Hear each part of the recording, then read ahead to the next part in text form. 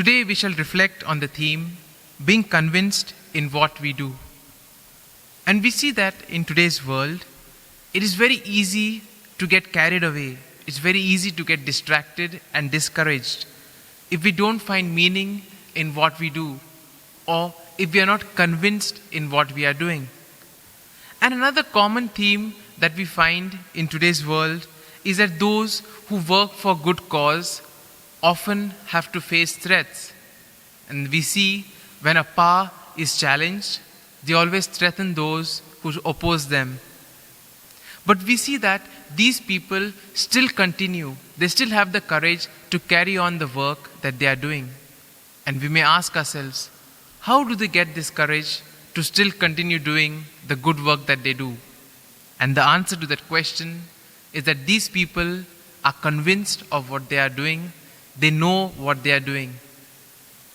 And therefore we see that Jesus exactly calls us to do the very same thing. Today's gospel poses a very important question to each and every one of us. When your security is threatened and danger strikes, do you flee or do you stand your ground?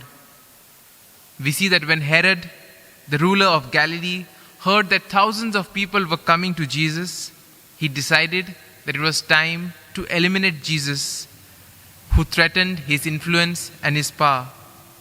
And that is why some of the Pharisees, they came and they told Jesus that Herod was planning to do such a thing.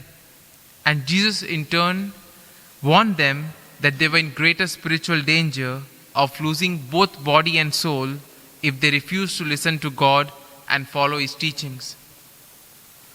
St. Paul, in the letter to the Ephesians, exhorts us to draw our strength from God. He says, put on the armor of Christ. And this is possible only when we are connected to God, when we have a deep relationship with God. And this we can develop through prayer and by following his teachings. He tells us to be firm in faith, and in this way we will find the courage to deal with anything that comes on our way. Reflecting on the life of Saint Narcissus, we see that he too had to face a lot of hostility during his life. We know that he was a man of great virtues, and therefore there were many who opposed him. But we see that through God, through the connection and the power that he had with God, he was able to focus on what he was doing. And the gospel exhorts us not to fear those who oppose God. Jesus went so far as to call Herod a fox. Now, what did he mean by such an expression?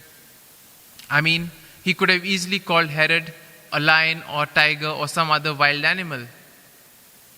But here we see that a fox was regarded as the slyest of all animals and one of the most destructive as well. If you would speak to one of the farmers during those days, he would say that it was difficult to get rid of foxes who under the cover of night would steal and destroy the sheep. The fox thus became a symbol of what was worthless, insignificant and destructive. And therefore we see that it takes great courage to stand up and openly oppose a tyrant. Jesus knew that he would suffer the same fate as that of the prophets. But he was convinced in what he was doing. He found meaning in what he was doing. And he knew that this is what God wanted him to do. And therefore, the ministry of Jesus did not depend on the time or the month which Herod wanted. It depended on what God wanted from him.